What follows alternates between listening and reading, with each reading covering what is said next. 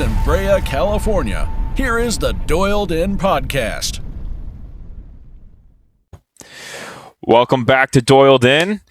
We have a lot to talk about on this episode. First up, we want to discuss the importance of tag teams and why tag teams are so important within pro wrestling, in particular WWE. So then after that, we're going to be discussing the current stuff on WWE Raw, SmackDown, Night of Champions, and all that good stuff. So take it away. Yeah, no, it was just a follow-up really to your fascination with tag teams and your love for tag teams. And, I was thinking about it, and it really is something that, really helped WWE get to where they are today. And without realizing it, I don't think, because Vince was not a huge fan of tag team wrestling. And if anything, he could leave it off the card all day. He wouldn't care. But when you go back and look at it, the Rockers, gave us Shawn Michaels. The Hart Foundation gave us Bret Hart. Edge and Christian. We have a lot of guys that came from tag teams, and that's where they developed, and that's where they really grew into who they are or were after that, and propelled themselves to be bigger stars. And, even Hulk Hogan back in the day was, tag teaming with Beefcake before he was Beefcake. They were, acting as brothers out there in Florida. So a lot of these guys, even Ultimate Warrior and Sting, they were tag teams. They were, tag teaming down WCW area back in the 80s and stuff like that. But it's one of those things that you just can't push aside. And I think that WWE needs to bring it back in the forefront and bring those guys from NXT or the independents or the developmental territories who they see as future stars, put them in tag teams for a year or two, and then, evolve them out of there, where it's a breakup through a heel and face, or just, go their separate ways or whatever it may be. But, that's how they found a lot of these stars that they have today. And, Batista even came in as a tag team partner to Devon, So I think that, just going back off of what you were talking about tag teams and your love for tag teams, that yes, I agree 100%. And we should definitely have more tag teams and put a bigger emphasis on tag team wrestling and who we're actually putting into tag teams. And that's another thing. We can't there's some tag teams out there that are just like thrown together and they're not very good. They're just a tag team. And not well thought out. They're just like, let's just put. Yeah. It's like a little kid playing with action figures. Really. It's like I don't want to see these guys. These are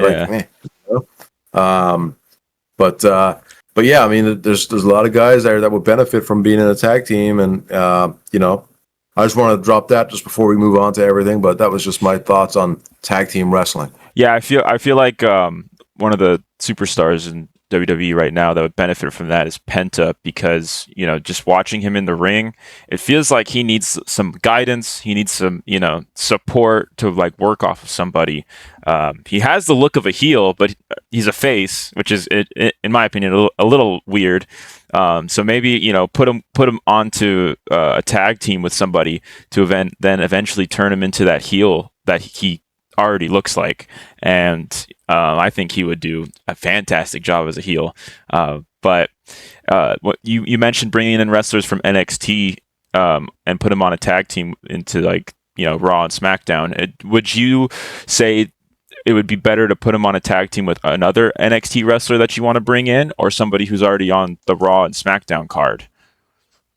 Yeah, that's interesting. Really, it all depends. Who on the main brand needs somebody that you could bring up? That would be very interesting. Maybe somebody gets jumped and I'll bring a friend of mine in and they bring somebody up from NXT.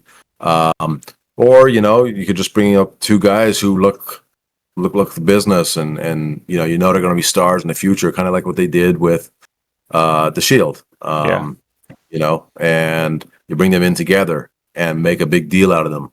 They did that with the Nexus as well back in the day when they brought in Wade Barrett and Punk and I remember the Nexus.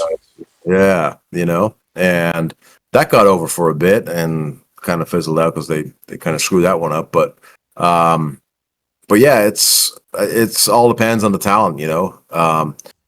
But you know, I can see, you know, JC Mateo and Jacob Fatu, you know, or not Jacob Fatu, Solo.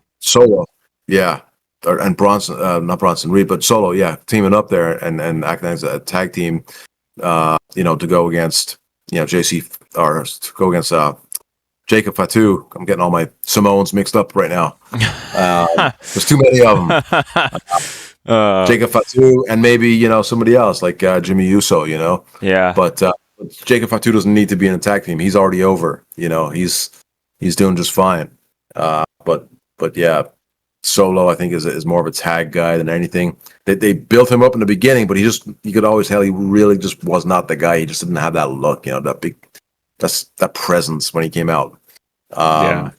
But yeah, I mean, I really think they need to really start putting more emphasis on tag teams and using that to develop guys while they still have certain players in the main event right here, and they could be using a tag team division to really prep for the next generation of, you know, top individual stars. Yeah, and I think it's just an easy thing to put on the script for storylines. You know, just have a tag team, go run them for a year or two, and then, you know, once that year or two is up, all right, let's split them up. Let's have that little drama for a month or two, and move on to the next tag team. And that's how, in my opinion, you would slowly build up those wrestlers to Absolutely. You know, stardom. Yeah.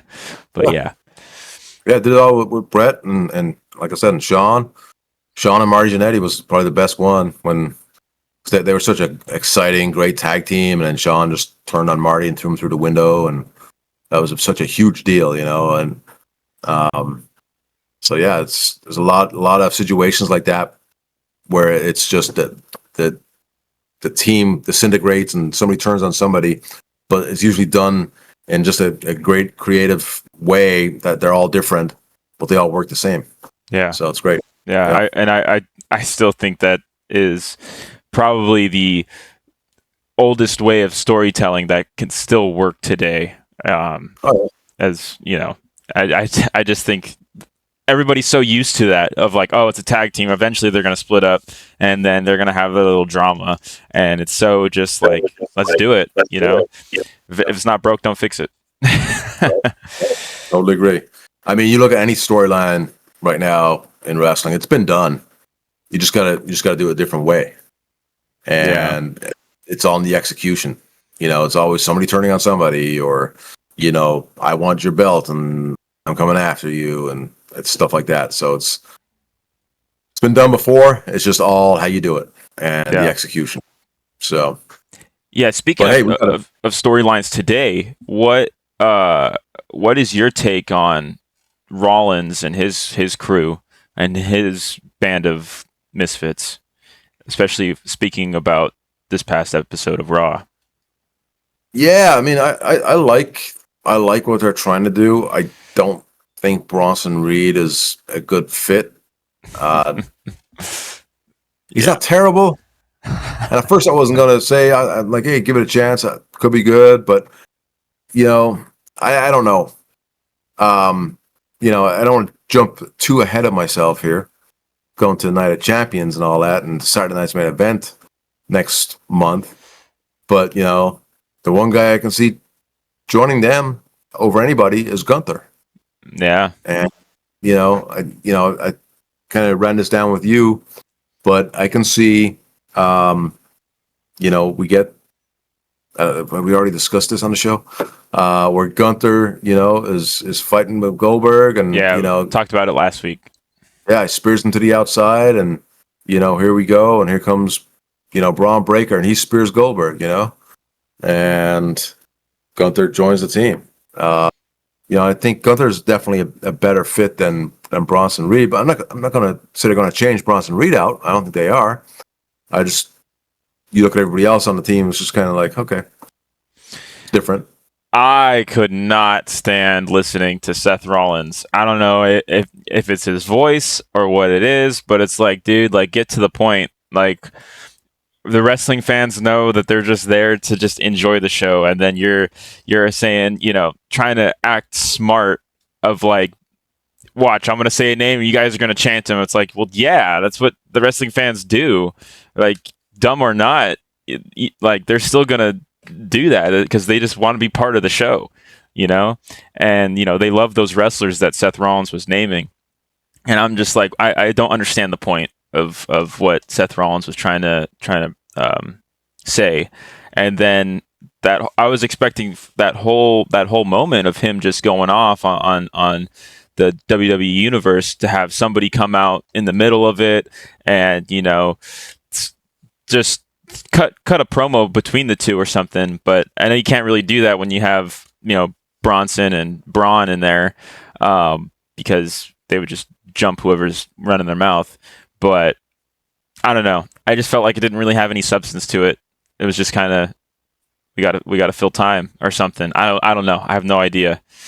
Yeah, it's just a way for him to get heat, and just to get that team out there, that faction out there, and get some heat, and also let them know who you're against, so you can get pops for the good guys. I mean, it's just a promo for everything that's going on right now. Sure, they could have done more with it. I mean, but I think they just wanted to let it breathe and let Seth get his moment of, we don't necessarily need action right here because we've got so much else going on. But yeah, I mean, I can see how it comes across like that, but I think it serves its purpose. Okay. But yeah, I'm at the same time, it's like kind of like, okay, I've heard Rollins enough. Yeah. I would say, based off of everything that we're going to talk about, that we've talked about on the show, this episode of Raw was probably my least favorite thing to watch and then eventually talk about. I was so just, I wouldn't say bored, but I was just like not interested on anything that was going on. Then our past episodes, I've always talked about how I would only watch the highlights, didn't really have time to watch a full episode of Raw or SmackDown, but then I finally got Netflix, so I had to watch the whole episode of Raw. I'm glad I did, because it's very polarizing how different a full episode of Raw is compared to a full episode of Raw back then, and all the other previous episodes that we've talked about, and just how corporate it feels. I don't know. Like everything's sponsorship on it right now. Yeah, and even with the camera angles and the way just the picture looks, it doesn't have that like dingy, like we're in the middle of a stadium and it still feels like a house show. It feels like a concert almost nowadays. And I don't know. Maybe I'm just stuck in the past. I just felt like something was wrong. Felt like I wasn't watching WWE. Yeah, it's definitely a different feel. I mean, I can see if you haven't watched wrestling, in a few years, it's a huge shock to the system. All of a sudden we go from Vince not wanting anything on his product, except for up in the rafters maybe, or a lower third on the screen, to now turnbuckles, tables, canvas, tables. Everything has got a sponsor on it, and I get it. It's bringing in tons of revenue, but it's also kind of screwing up the tradition of not just wrestling, but WWE as a whole. And I'm not a fan of it, but I get it. It's a corporate, entity now, and it's a business. You got to make money, but it's not a family-owned organization anymore. Yeah.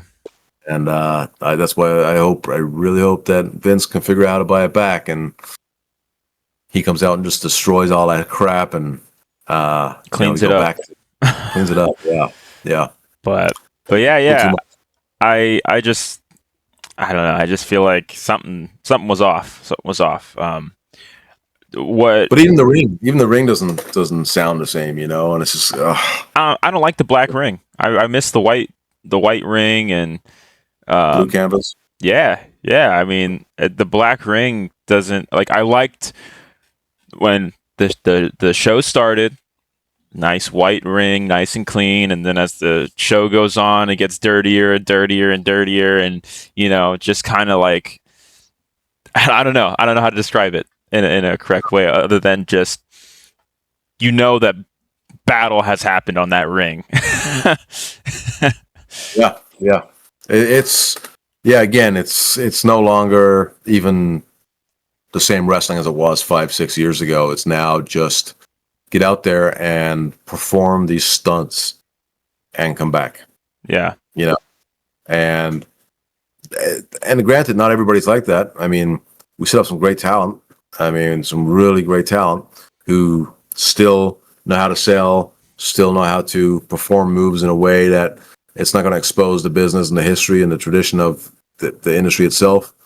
But there's guys and gals who do go out there, and you can just see that they're just there to do their little moves, so then they can go on to social media later and get the likes and do all that shit. And that bugs the shit out of me. Yeah. And I hate it.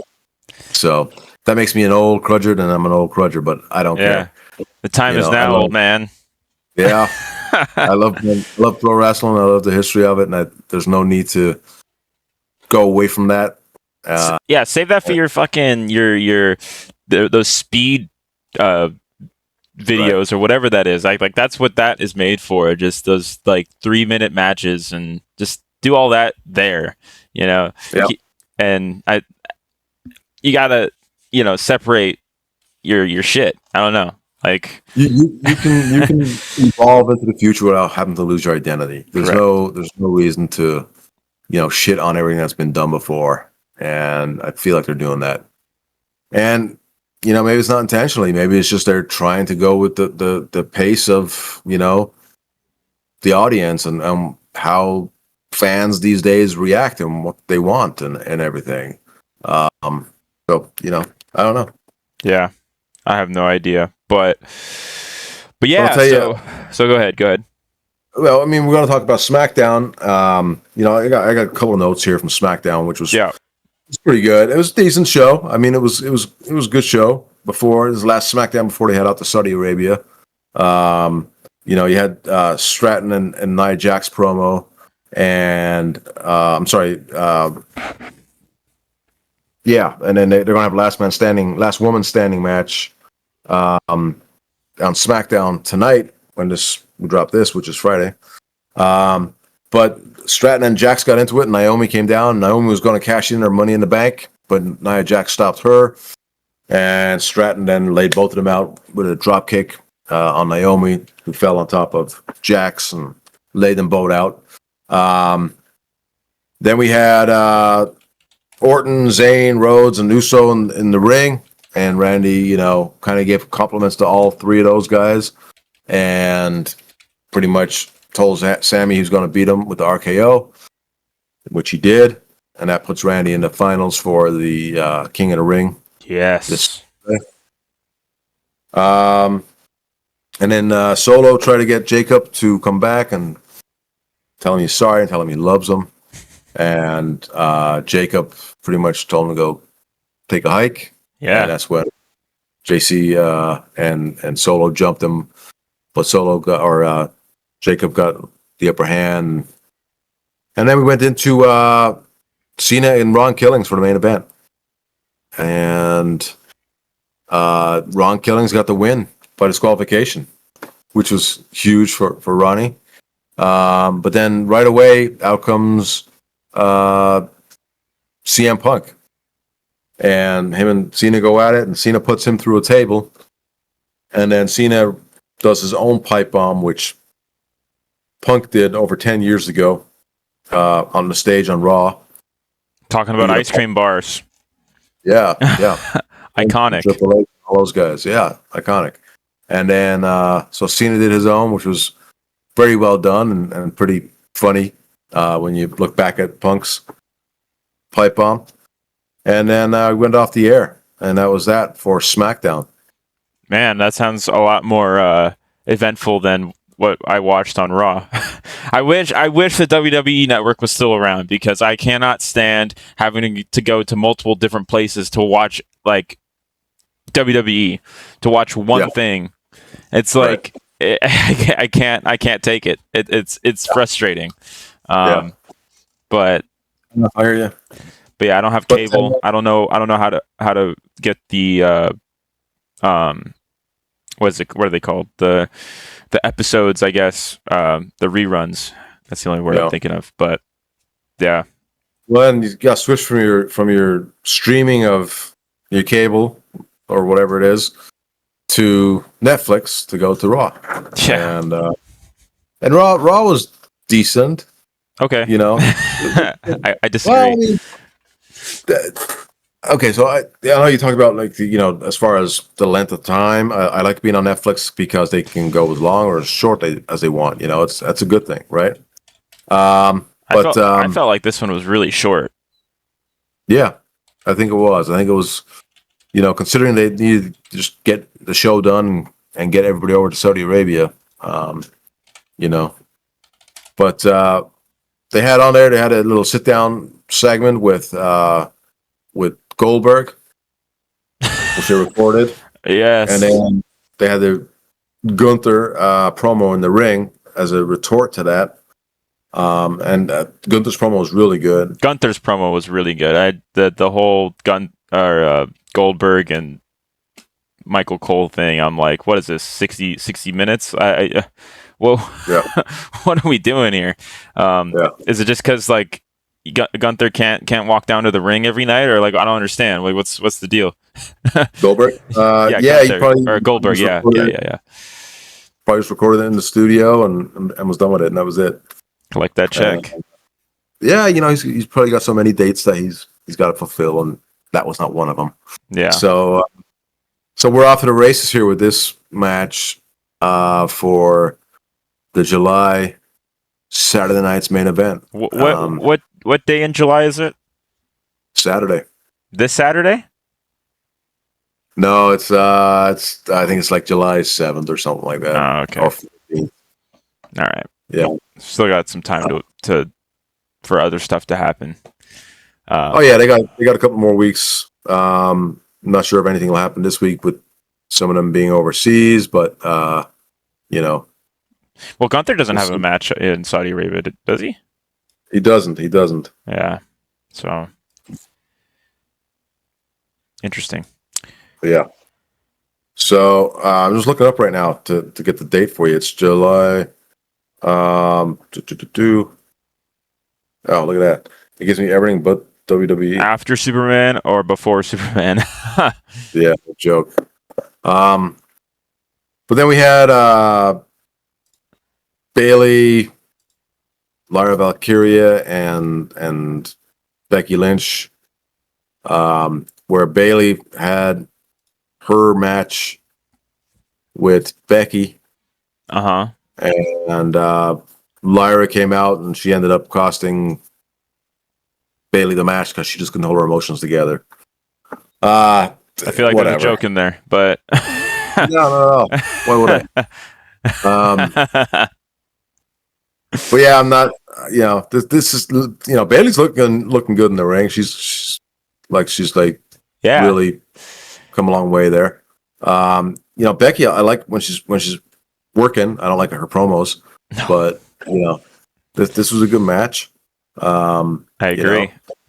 And I think Lyra still needs some work on the facial expressions and promo work and all that stuff. But I will say that was the best match of Raw.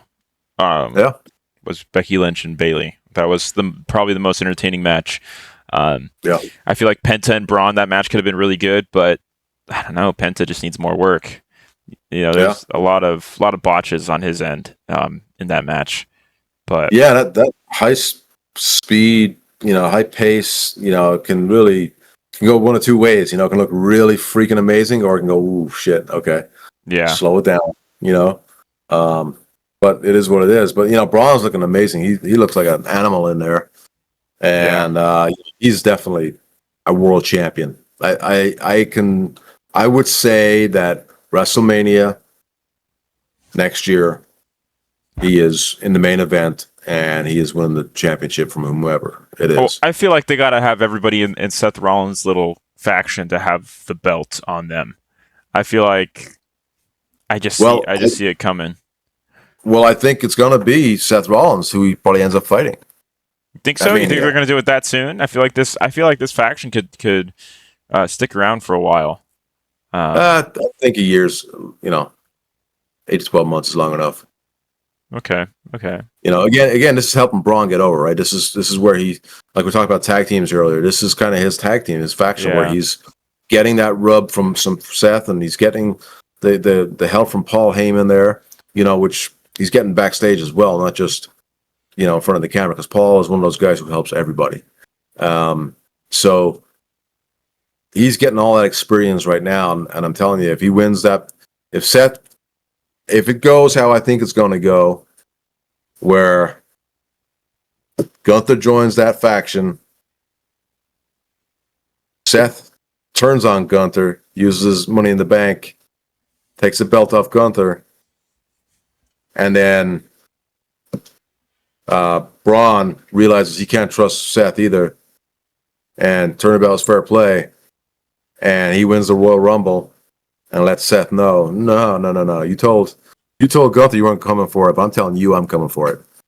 And we're off to the races for WrestleMania. That's what I would do. But what's Bronson Reed going to do in all this? I just stand there delivering. He is just going to stand there. Yeah, delivering what is this move called? A tsunami? Yeah, whatever. But I think he'll, maybe he's the guy then that can break off to take Gunther away from Seth. That he, can have a program of Gunther. Bronson is not going to be one of those top tier guys. That's just the way it is. I don't see him as a top tier guy at all. So I think he's one of those guys who helps feed to the top. And if somebody needs to come back down from losing the title, he's there to work with those guys as well. Mm-hmm. So I think, if it all plays out as I said, Bronson will be the guy then to take over with Gunther and keep him away from Seth for a while, and Seth and Braun Breaker go at it. A lot of Brauns. And then once Braun's done with Seth, then Gunther can go back after Seth, and you have so many different avenues to go down. Yeah. What I do want to talk about with Raw is it's going to be like, I guess, storytelling, where you'll have wrestlers backstage who are going to fight each other. They'll be face to face. I'm going to do this to you. No, I'm going to do this to you. And then they walk away. I don't know. Yeah. Maybe it's been a while since I've, actually sat down and kept up with Raw or SmackDown on a week-to-week basis. But I just remember, if the wrestlers are fighting, if they're having a match, they're not going to see each other until the match happens. They're going to talk to their friends backstage about, their opponent, or they're talking to somebody about their opponent, and then it builds up to their match. It's not, oh yeah, we'll see about that. I'll see you, in the ring later tonight. All that stuff. It's just like, why don't you guys just hash it out right then and there at that point? You guys are already face to face. You're just gonna wait till the ring. Like, that's kind of lame. Yeah, I agree. I mean, one of the, what was it? It was Jade Cargill when she defeated Roxanne Perez, and Asuka came out at the end. I'm like, you guys are just gonna stare at each other? Like, what is this? I mean, aren't they like two faces, or is one a heel and one's a face?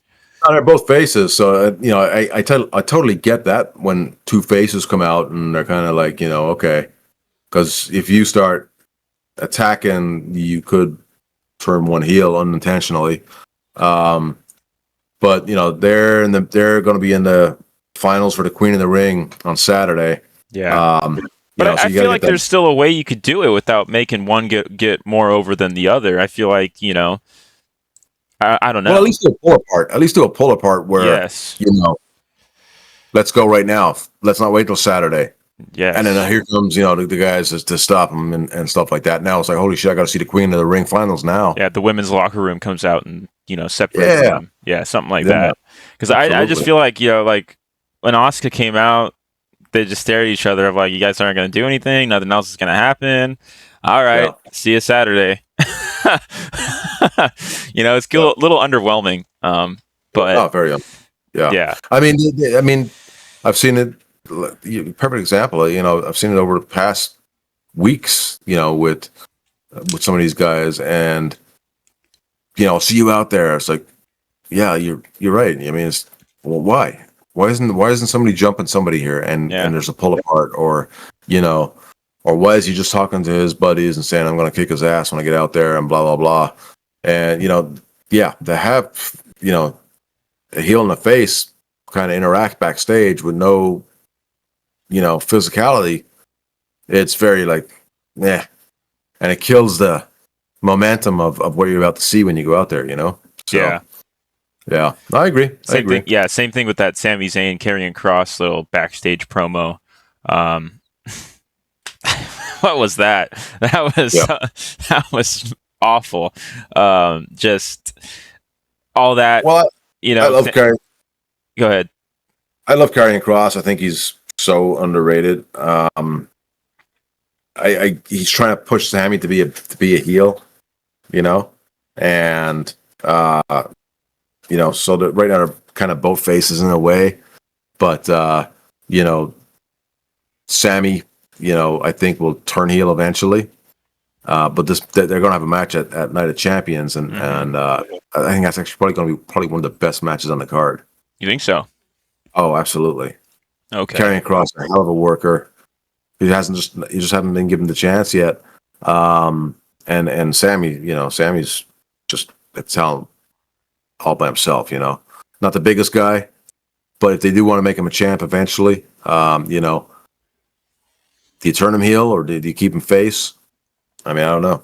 Yeah, he's one of those performers where I look at and he just looks like your average dude, and I think that's kind of why he gets over with the crowd so much. He's just your, Oh, he's this generation's Mick Foley. Yeah, for sure. Yeah. Your everyday dude, I guess. Yeah.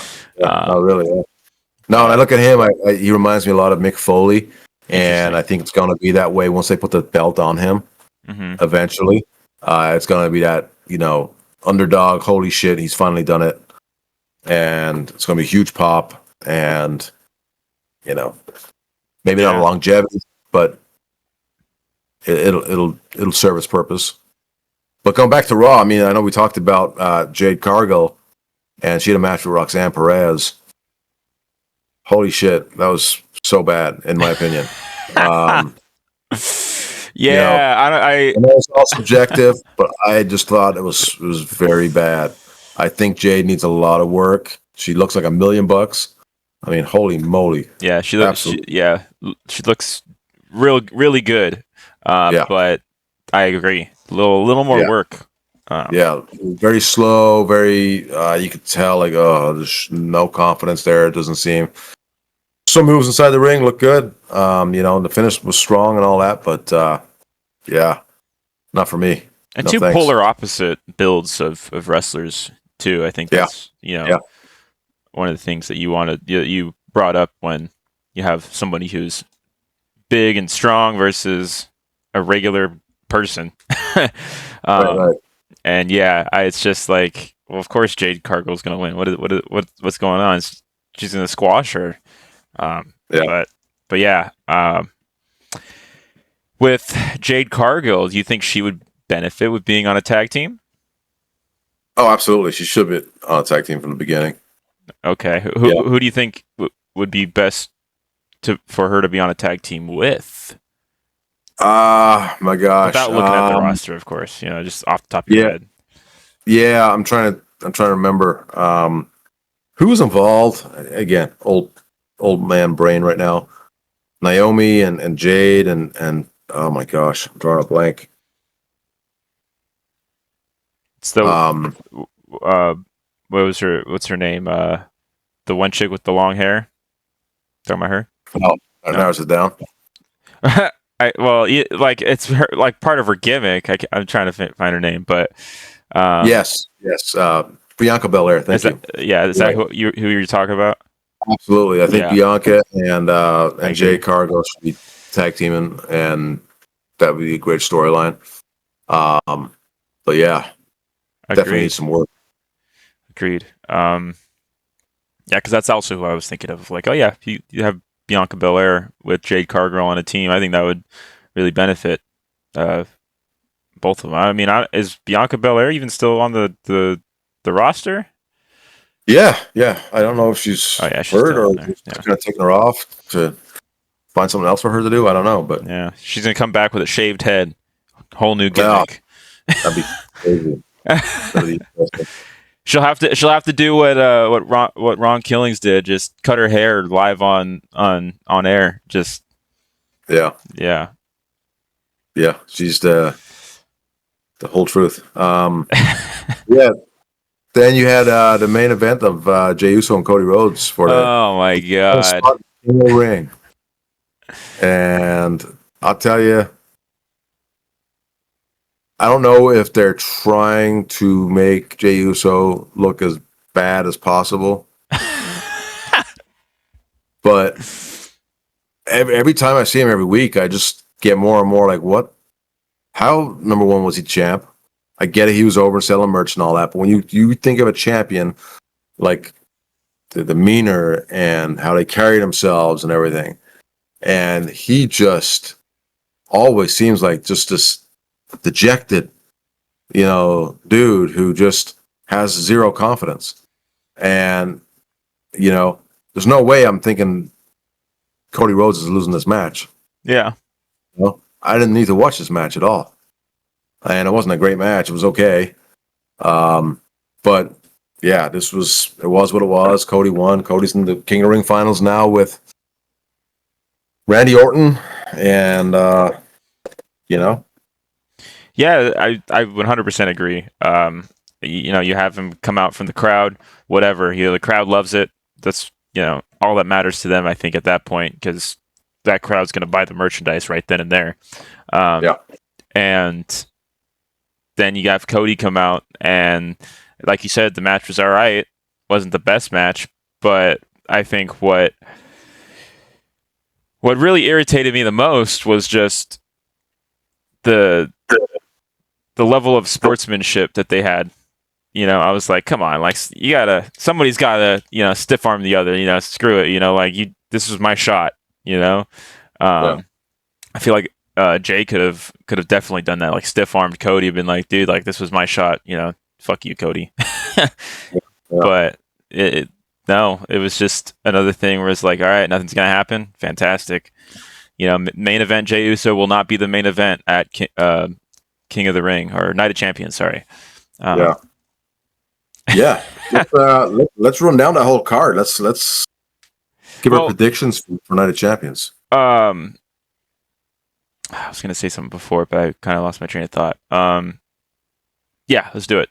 Night of Champions. All right. So just on lower matches. So we'll start with Sami Zayn.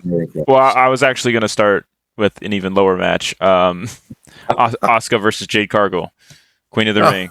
That's the Queen of the Ring final. I'm just kidding. Sami Zayn, Karrion Kross. Who do you think's gonna win? Well, Night of Champions. Now we have 1-2 matches on here out of the 6 that are not championship matches. Every match should be a championship match. Hence, Night of Champions. I digress. Yeah, you don't. Because you don't have Gunther on here. Do you think that some of the don't want to get too political on here, but do you think some of these wrestlers who could be going choose not to go because of where it's at? Absolutely. Okay. Absolutely. I do believe that AJ Styles was supposed to be fighting on this show, and that got canceled. And I'm pretty sure one of them did not want to go. Wasn't it supposed to be Dom and AJ Styles? Dom, that's right, Dom. So one of them did not want to go. I don't know which one it was. But that happens. I mean, even when Vince was there and they used to do the, show for the troops every year, some people did not want to go. They didn't have to go. It was frowned upon if they didn't. Yeah. And it was kind of urged that they kind of do, but you didn't have to. But at the same time, I mean, the first time they did that tribute to the troops, when they flew in there, they were very careful to stay away from a certain piece of airspace, and when they landed, they had to land almost freaking nose down and straight in. Wow. Because there was so much trouble going on over there. Yeah. So I get it. I mean, hey, if you value your life to the point where you're going to be fearful, because of something that is being portrayed to current events as it's not involved. That's your choice. Yeah. And I respect that. But at the end of the day, there's nothing to be scared of. And I think that whoever goes will do a great service to the wrestling business and will really help elevate WWE in the Middle East. And we talked about this and the influence that WWE has over there, so it's going to be a good thing. But yeah, so Sami Zayn, Karrion Kross, who are you picking for that? Well, I would like to see Karrion Kross win. I would too. I feel like it would be a lot more helpful towards Sami Zayn becoming that heel that Karrion wants him to be. But Sami Zayn is always that underdog, so I don't think he'll win. But I want Karrion Kross to win. Yeah. I think Karrion Kross could be a world champion. But I do believe in the event to keep the Saudis happy, the Saudi crowd happy. You think all the decisions of these matches that will be based on what they think the Saudi crowd will react with? Not all. I think just the matches that don't really play a part in world titles or 6-month long-term storylines. You can just do whatever, So this will be one where, hey, Sammy's going to win. He's the dude. In my opinion. But I do like what you said. Have Karrion go over, push that, see, you need me, you need to be a heel. You would have won if you were a heel. Yeah. Kind of thing. I like that. Yeah. Agreed. But then we have a Saudi street fight. It's not a Saudi street fight, but it's a street fight between Rhea Ripley and Raquel Rodriguez. And so what's a street fight? Just kind of like Extreme Rules kind of thing, or? Yeah, pretty much. Okay. You can go anywhere, you can use anything, and fantastic. I think this match will be really boring. Well, yeah, I mean, here you are. The crowd's going to go nuts for it because this crowd seeing two women beat the holy hell out of each other. They're going to be, they love that kind of shit, and they don't see that often. They don't. So this is a big deal for them. I just hope that they don't have to be all covered up to the point where this is going to be, awkward or difficult for them. But they wear extra layers, and as they're getting to that street fight, clothing's coming off, not too much, but like it's just ripping each other apart, in a way. I don't know, be kind of interesting. Yeah, no, it'll be interesting. I think it'll be good. It'll be interesting to see what kind of weapons they're allowed to use and not allowed to use, depending on the rules that are in place there. So, but I think you gotta get this one to Rhea. I think Rhea's got to win this one also. I don't know. I mean, I do like Rhea Ripley a lot. But yeah, I'm gonna give it to Rhea Ripley. I knew you would. Yeah, Raquel is whatever. I love her. I think she's great. Okay, I haven't seen too much of her, so that's kind of why I'm impartial to her. But Yeah. Jacob against Solo for the U.S. title. Oh, I want. I would like either or, but if it was up to me, I think I would have Solo take it. I feel like Solo needs something at this point. He needs, 100%. He needs to have something.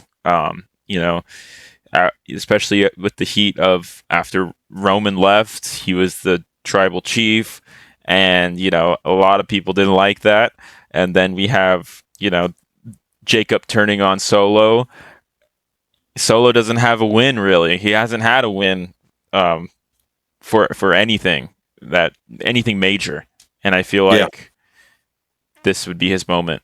And I'm kind of over on Solo right now. I think he's won me over right now. So I agree. I think they did the right thing with him by not having him work so much, but talk more. Yeah, and I think with him, less is more. So if he can take the title with the help of JC Monteo, and then they put that as a storyline and let him just kind of talk with the belt for a while instead of actually working every week. I think that serves him better. Yeah. You think maybe this is where we could see Roman Reigns return? I'd be surprised if he goes all the way over to Saudi Arabia just to do a return. The crowd would go nuts. They absolutely would. It would be huge. And again, the Saudis, if they want somebody on the show, WWE pretty much says, okay, we'll put him on the show. Yeah, because I feel like, I've been watching a lot of movies with the Predator, and I feel like it'd be awesome to have, Solo win, in hits Roman Reigns music, comes out as like a sign of respect, gives him a little nod or something, does something, then I think that'd be interesting. If good job, welcome to the family or something, Yeah. I don't know. I think that would definitely have the crowd pop. So you want to see Roman return and be a heel? Solo's a heel right now? Yes. Jacob's not a heel? No. Oh. Come on, dude. Yeah. Fuck it. Have Roman return as a heel. I think Roman does so good as a heel. Yeah, no, I totally agree. He was a very strong heel. Yeah. I think he needs a team. He's lost a lot of steam. Yeah. But I didn't know because I can't keep up with SmackDown right now because I have no way to watch it. Yeah, I hear you. Yeah. So, I hear you.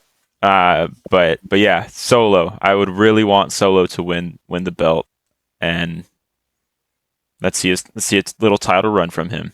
That'd be great. How about Asuka and Jade? I don't care. I will be I will be going to the store to get snacks or something while this match is going on. Asuka, I don't really care for. Jade is, we've kind of touched up on it a bit. Looks great, but doesn't have much to show for it. Yeah. Well, I think this is going to Jade. It has to. Just based on the look. That is the queen of the ring right there. Sure, absolutely. But we'll see. I don't really put any merit on this match or what it will do in the future to anything.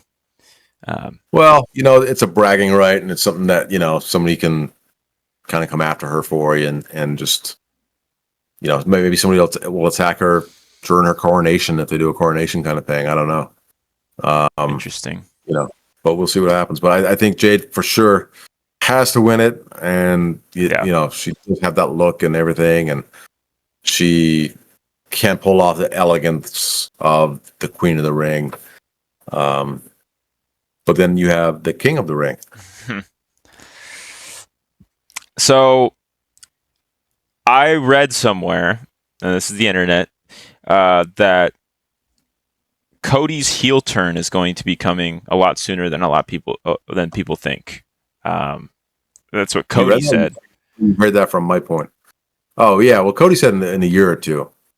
Oh, but recently I heard that he said it's coming a lot sooner than you think. Yeah. And maybe this could be the start of it. I mean, we've already seen hints of it, even back when, the first WrestleMania under the Paul Levesque era. Just the way he was acting after that match and with the belt, and little hints here and there of maybe a heel turn, but maybe this would be the start of actual Cody Rhodes turning heel. And I feel like Cody's got to win this. He's so hot right now. Oh, yeah. Oh, no doubt. He's winning this, and he is going to be. I mean, the gear he comes out in already is kind of, imagine that now with a crown on top. I mean, He is going to play that up to the hilt to where he is the king of wrestling, and he's going to have his wife Brandy next to him as the queen, his queen, and I think they're really going to play that up that the Rhodes name is royalty in wrestling, and he is the king of the Rhodes family and of WWE, and he will be a heel real quick. Yeah.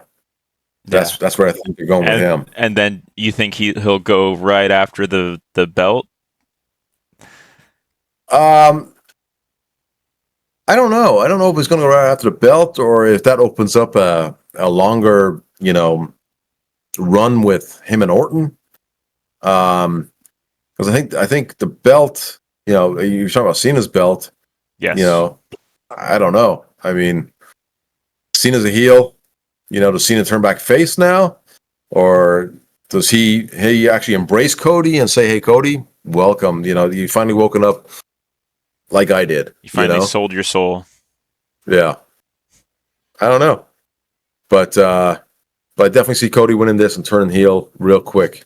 And fans shitting all over him when he starts acting like a pompous, royal, pain in the ass. I would love it. But I do too. I think he'd be great. He's always been a great heel. Like before he left WWE, dashing Cody Rhodes was so good. Stardust, all that stuff was so good. Yeah, it was a terrible gimmick, but he tried to make something of it. With that? Well, I mean, it made sense. His brother was Goldust, he's Stardust. I mean, I get it. It's one of those things. But yeah, he was so good with it. He absolutely gave it 100%. We talked it before on another episode where it doesn't matter what the gimmick is. If you're good, you're going to get it over, and he did. Yeah. So, and then we have the main event. In my opinion, the main event. Well, before we get to that, do you think Randy is going to go anywhere after that match with Cody Rhodes? Do you think something will maybe interfere with that match, or it'll just be a straight clean match and I'll go back to eating at Denny's or something? I don't know. Well, as far as the finish goes, that's interesting. I don't know. Does Cody cheat to win? Does Cody, use the ropes, or does Brandy come out and help Cody win? If we're going that route where she's going to be his queen and he's going to come out on a throne every week and all that good stuff. And I don't know. If we're going that route with Cody, I think he needs to steal it somehow, to where the fans are going to go, oh, that was cheap, Yeah. That was, you had your foot in the rope, or Randy had his foot in the rope and they still call it, something to where people are going to go, I didn't like that. You shouldn't have done that, Cody. That was bullshit. Well, because right now they're both faces. Right. Do you think Cody might stiff arm Randy? Well, that's what I'm saying. He might. I mean, after I don't know about after the match. I'm thinking of how to go to the finish. And maybe it's a clean finish, and maybe after the match, it's kind of like, hey, well done, but screw you, bam. Because it's long time storytelling. We had that, the show of sportsmanship with Jey Uso and Cody at the end of Raw, and maybe it's going to be the same setup at the end of Night of Champions, and then boom, flip the script. Cody stiffs arms Randy and says, "Nope, I'm the only king." Get out of here. Yeah. Yeah. Maybe.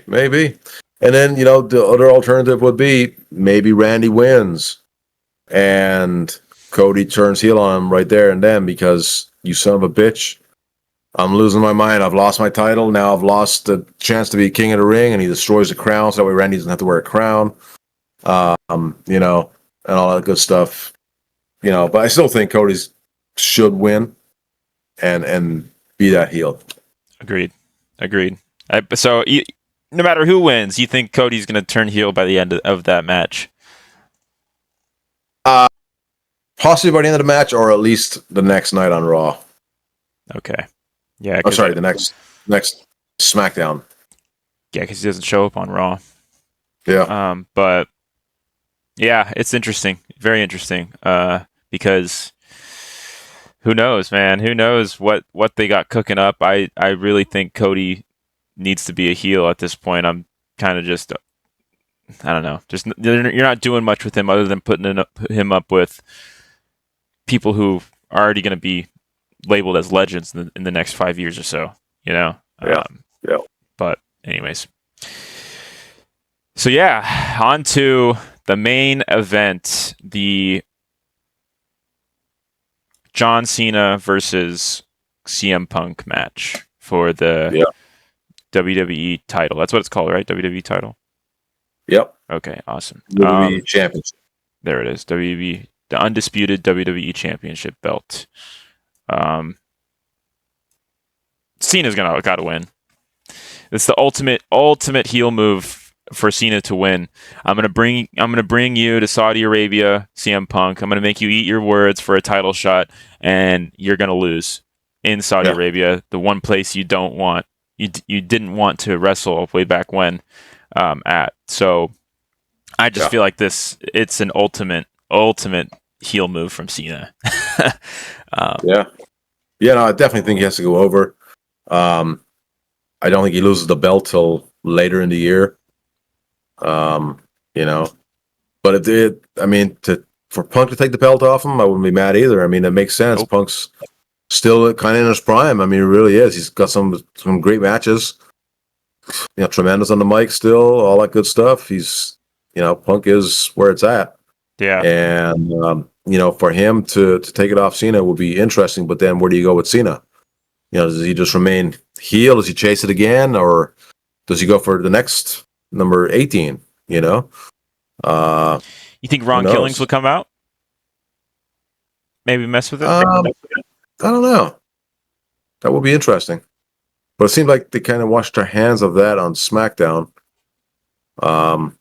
Which I don't know where that leaves Ron, but if he comes out and costs John the title, I mean, where do you go from there? You have another match between the two of them again. They just had one last week. I think it's a straight up match. And I think Cena wins, but at the same time, this is one where Punk could easily win and lose it back to him next week, 2 weeks. All in a good creative storyline. I think we could, they could get there. I think they could definitely do that. But it'll be interesting. I think it's going to be a really good match. A lot of history here. I mean, over 10 years of history with these guys, So it's going to be a really good match. Before the match. Yeah.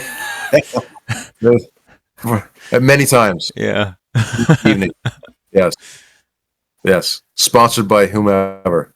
Yeah, by Slim Jim or something. I don't know. But I don't know. Can the Saudis eat Slim Jim? I'll tell you what got me though. Here's something that I thought was funny. On SmackDown, Cena put CM Punk through the table.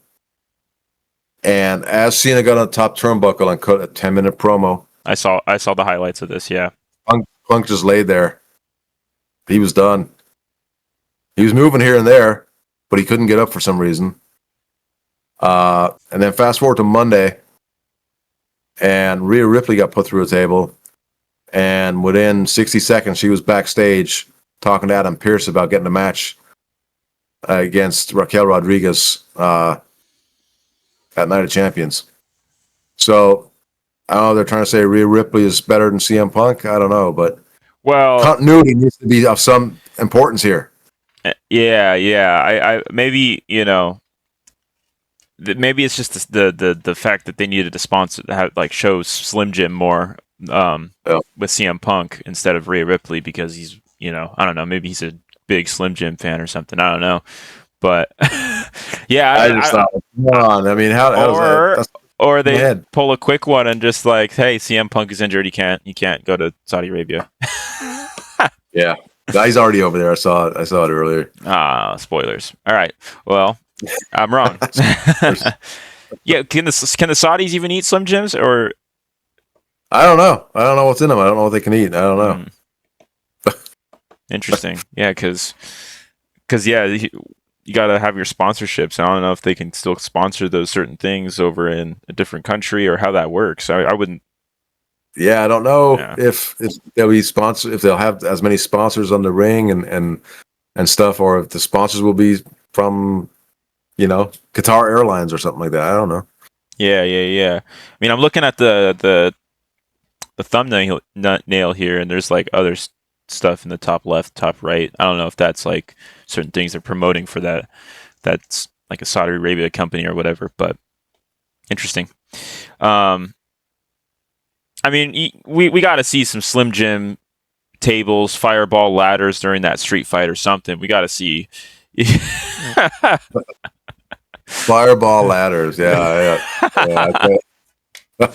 Never in my wildest dreams that I think we'd be talking about fucking Slim Jim tables and fireball ladders. These brands have more characters than some of the wrestlers on the roster at this point. Yeah, I know. Well, I guess we'll probably have an alcoholic, talent come out eventually, just hammered on fireballs. Oh, that'd be great. That would be amazing. That's gonna happen. They've done that before with Jake Roberts and his issues with alcohol, and they did stuff with CM Punk and Chris Jericho, where Jericho was, I don't know if you remember that back in the day, where Jericho was pouring whiskey. No, it wasn't real whiskey on CM Punk. Because CM Punk was straight edge. I think I do remember that. Yeah. So they've told the line with that a few times over the years, and it's not out of the question. But that was Vince. That was the Vince era. This is different. They're more, I think, strategic and a little more mature in the sense of humor aspect of things. I remember when the news came out, Raw was coming to Netflix, people were thinking that it was going to be right back to the Attitude Era and, right back to, chugging beers, cussing on TV and things like that. And it's funny to see how wrong those people were because like even on Netflix, they're censoring some words and it's like, well, yeah, but that's WWE censoring, not Netflix. Yeah. That's what I was thinking. Well, would you say it's WWE more so than TKO? Well, I mean, it's a parent company, right? But it's their production guys, whoever's in the truck, on the board, just making sure that we don't go overboard and scare away, the younger demographic. Because I get it. I mean, sure, it's cool to be able to say, this is bullshit, or fuck the referee, and not be censored. But you're turning away a younger audience that is very important. That's the next generation of fans. So you don't want to go overboard with that stuff, Yeah, I see. So I think you let it slide here and there with ass and stuff like that. But anything more, you're really opening up a can of worms there. Where again, I'm not going to let my kid watch, my 9-year-old watch Raw if they're saying the F word and all this stuff, but some parents are different. Yeah, I love horror movies. I love watching those scary movies, and I've seen parents bring their children to see the new Scream movie, the new whatever is coming out, the new even Terrifier. I'm like, dude, like that's insane. I'll see kids wearing Terrifier shirts. I'm like, what the hell? How are you watching that stuff and your parents are just okay with it? It's crazy. So yeah, I totally get what you're saying, but I feel like nowadays it's a lot of being desensitized to a lot of stuff where it's just like, you know, you have the internet. You're so readily available to watch, you know, a beheading at the click of a button. So yeah, I mean, I get it, but why not just push the envelope a little? Why not? Yeah. But, You know, I don't disagree with that. I don't disagree with it, but that's their reasoning, in my opinion. But Yeah. I do think that being on Netflix, if you want to garner that audience, you do have to be a little more risque. Yeah. And I think going back to stuff like in the Attitude Era, not a bad thing. Yeah. I mean, you know, here's the thing, and this is getting off topic here, but Now we're already got topic. You know who Vince Russo is? Vince Russo.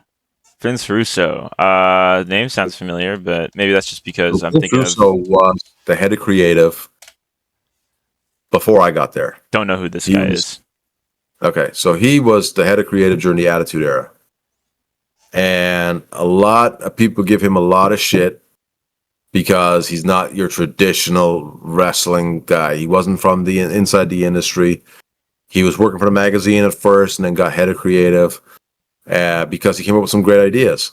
And he doesn't get, in my opinion, doesn't get enough credit for that spike in the wrestling business. He came up with a lot of the shit that you saw during the Attitude Era. He made sure that everybody had a storyline, and it was not just thrown out there. It was some kind of edgy storyline. And yeah, some of it was crash TV, but you know what? That's what worked. And you built that around wrestling matches, some good, solid wrestling matches. And we saw some great wrestling matches over the years and during the Attitude Era. And, you know, that can still work. I'm not saying Vince Russo is the answer. I'm saying that mentality to where we go back to where everybody's got a storyline that's meaningful, but it's also a little pushy. Not just, we see a lot today in these storylines where it's, I'm going to say something to you and you're going to say something back to me, and it's going to be, you know, in the ring. And like those guys backstage, they should be kicking each other's asses, but they're talking to each other. I can't stand it because it's the, you know, it's I don't care. I'm just gonna say it, but it's kind of like, you know, it's like adult programming acting in a way without the fun stuff. It's just straight up just. It's just straight up just like, where's the point? You know, yeah. With these, you know, with the way you supposed to deliver a line, supposed to deliver the script or whatever. You gotta have some merit to what you're delivering, and it's just like, well, it just sounds like playground talk at that point, you know. Yeah. And you gotta give them that oomph. Gotta give them the you know, right, a payoff to what I'm watching. There's very few to do it. Like, I mean, the whole Seth Rollins, Punk stuff, and Drew McIntyre, all that good stuff. That was great. That was good. That was, you know, hey, we're going personal on some of this stuff, but you know, maybe it's not real personal, but it's at least sounds like it's real personal, and it's edgy. You know, they were getting really edgy, and that needs to be across the board. You go back and look at the Attitude Era, and you know, you had Val Venus, that was kind of edgy, right? You had Al Snow, and you know, DX and Nation of Domination. Those guys, Rock, Austin, Goldust. I mean, holy shit! You know, it was so many different characters, and so many things that make you go, "Wow, holy crap! I'm not changing the channel." And that's what we're missing. Is like, this guy's coming on. Okay, not interested because he doesn't do anything that's going to make me go, "What did he just say?" Yeah. Or what did he just do? You know, I just know it's going to be the same old shit. So I don't need to watch Netflix this week or whatever it is, but they need to have like, holy shit, what's happening next? Oh my God. And now we're going to this. Oh, holy shit. Now we're over here. Now, holy shit. And you're like, oh, like you're sitting there like, what the fuck's going to happen next? I had no idea, but I can't go anywhere. I'll use the restroom in an hour from now. I don't care. And so we're missing that. But another great thing from Raw this week was, yet again we had no Pat McAfee. That's what I was gonna bring up, and I completely forgot about mentioning it. The episode started. Yeah, unfortunately, Pat McAfee's not going to be with us. I'm like, yes. What do you mean, unfortunately? But I will say that we'll say this time and time again until it fucking happens. But there needs to be a heel commentator and a face commentator. If you don't have it, it just sounds like you have a UFC commentators on WWE, and it doesn't work. It doesn't work for wrestling, right? We already know it's scripted. Yes, they're pulling all these stunts off in the ring. Yes, they're putting on a show, but we already know that the winner is decided, before the fact, most of the time. The commentators should know as well, and then in certain instances, I feel like they could benefit of not knowing, but. Right. JR and Jerry Lawler wouldn't want to know to finish sometimes. Oh, interesting. Yeah, so you go back and listen to them, and a lot of that reaction is natural. It's real, and that's how good they were. And I think that needs to be done the same way here with these guys. I totally agree, and just let them roll with it. They obviously should know who's coming out, what's going on. Where we're heading, to not overstep and not say something we shouldn't say. But do they need to know the winner every night or every match? No, absolutely not. Unless it's really important because they have to get something over.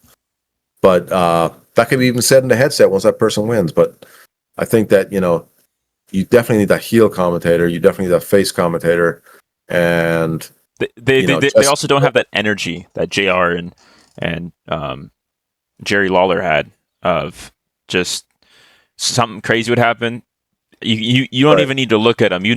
They're not sitting down. They're standing up or something. I don't know. You just got to have that energy. It's not UFC TKO. I agree. But yeah, we'll see what happens. I mean, hopefully they keep Corey Graves on there, and hopefully he's becomes a full-time Raw commentator with Cole, and then they figure the whole aspect of the heel face out and go from there. They just need to start watching Doyledin. That's it. Doyledin. I did tweet yesterday that NXT needs to have the Duke and Duchess of the Ring tournaments. Duke and Duchess. They're not quite on the King and the Queen stage. Yeah, that's hilarious. That's great. But that's awesome. That was free to Triple H and to Shawn Michaels, but I haven't heard back from them yet, so it's all right. Yeah, I've been trying to hear back from them for years, but it's okay. But yeah, I think we've covered pretty much what we've wanted to cover today. In this episode, we just got to wait and see for Night of Champions, see what the outcome of that is, and we'll see if we predicted the right results, and we'll touch on that next week and Raw and SmackDown, all that good stuff. 100%. I guess it just seems like I'm going to be the Raw guy, you're going to be the SmackDown guy, because there's just no other way I can watch SmackDown other than the highlights. But yeah, I literally bought Netflix to get, not the company, I bought a Netflix subscription to stay up to date with Raw and all that stuff. So I will have a somewhat clue of what I'm talking about. I like it. Yeah. So we got to start somewhere. It's good. Yeah. But yeah, all right. That's it. That's been the Doyle'dIn podcast. Yeah, let's enjoy SmackDown tonight and Night of Champions tomorrow night. SmackDown's tomorrow. Well, when this airs, it'll be tonight. Oh, duh. All right, little fifth wall breaking. But anyways, this has been the Doyle'dIn podcast. Have a good day. Have a good night. Whatever your time zone may be. Don't forget to stay Doyledin. See you next week, guys.